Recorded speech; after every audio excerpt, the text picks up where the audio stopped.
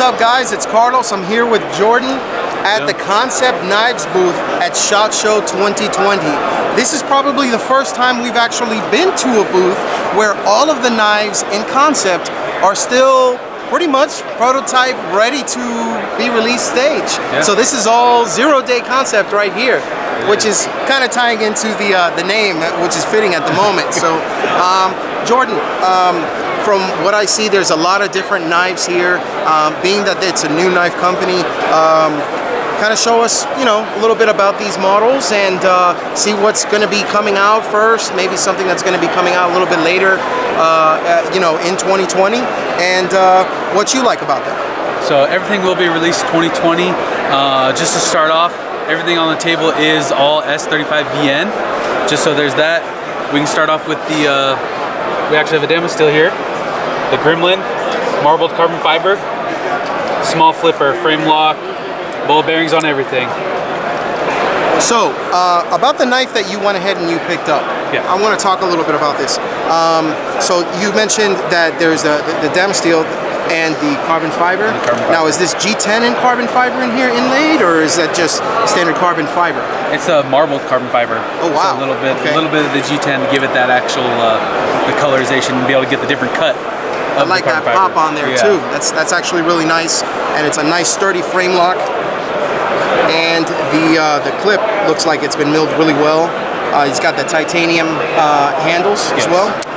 Nice flick. I would assume that the Kremlin is on bearings. All flippers will be on bearings. Fantastic. Judging by this action, I mean, you can really feel it's silky smooth right out the door. So nice.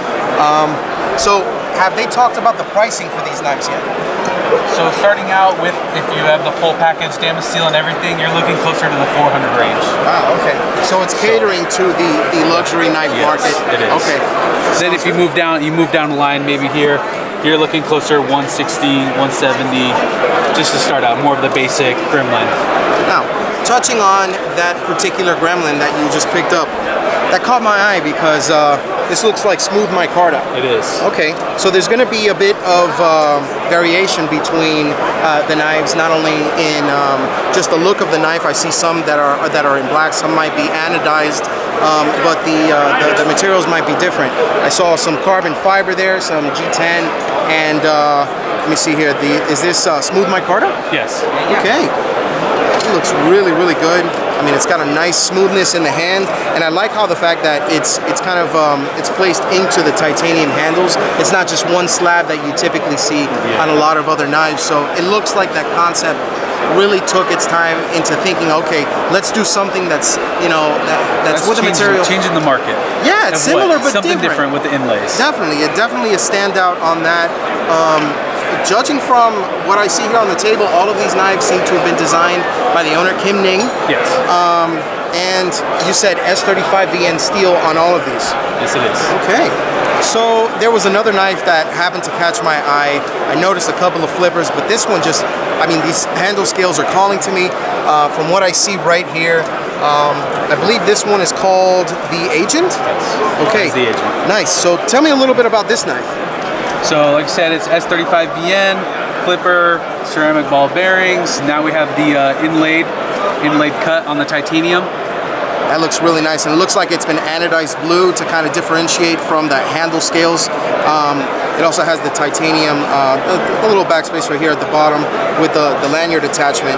And judging from the looks of it, I know that it shows that in blue. I'm not sure if maybe the company is going to offer different colors throughout the year, but something you can definitely do as a bit of a DIY is maybe even differentiating the backspacer from the handles is putting some anodization on this and maybe changing the color, something a nice bright blue or a green, something to kind of set it apart from just the standard titanium. So I think that's one thing I really like about using titanium in the handles. It's nice and light, into which you guys went ahead and made it even lighter with the milling in here, and then you can kind of set it apart with that two-tone look, or you can just anodize it all. So I think that's a really nice concept. It's all about the end user, what they want. They look at it and say, oh, I can mod this. Let's mod this. Change it up to what they feel like fits them. And this is the Agent. Okay, Jordan, now onto something with a bit more of a unique look to it and a Tanto blade shape. Yes. We have here the Warrior. So tell me a little bit about this guy. So this one's the only thumb stud one that's coming out so far. It also is inlaid on the front and the back. That is also the only one like that. Very nice. I noticed that there's a little bit more detail that's done to the titanium. It looks like a lemon peel style finish. Is that what they call it, I believe? Orange peel. Okay, Close. Lemon peel, orange peel. Sorry, guys. It's a citrus. It's a citrus. I was close. All right, so this comes in a carbon fiber. And from what I saw here, you can get the black handle with the marbled carbon fiber, both in a Tanto blade. And for those that are not really into carbon fiber, but really dig the design of the knife, you guys have a Micarta version as well. So that's really, really nice. I'm a big fan of Micarta. I mean, whether it's smooth or rough, somebody could actually take these scales off, kind of brush them a little bit, and roughen up a little bit to kind of give them more grip, which is great when you're putting it against something smooth like titanium. So that's something that I typically like, and I prefer over just standard titanium. So when they're both together, I think that that's going to make a nice duo. So that's a pretty cool concept that you guys have here with the Warrior. So we talked about anodizing some titanium in one of the models. I see one over here that looks like it's already had a little bit of anodizing done, and I'm looking at a bit of a copper inlay action going on over here. Okay, so can you tell me a little bit about this model? What's the name on this guy? So this is the Shard, like a piece of shard, not a shark. S-H-A-R-D. Yes. Okay, and it looks like the anodizing is on both sides and the clip. Also a frame lock S35VN. Correct. And ceramic ball bearings. Nice.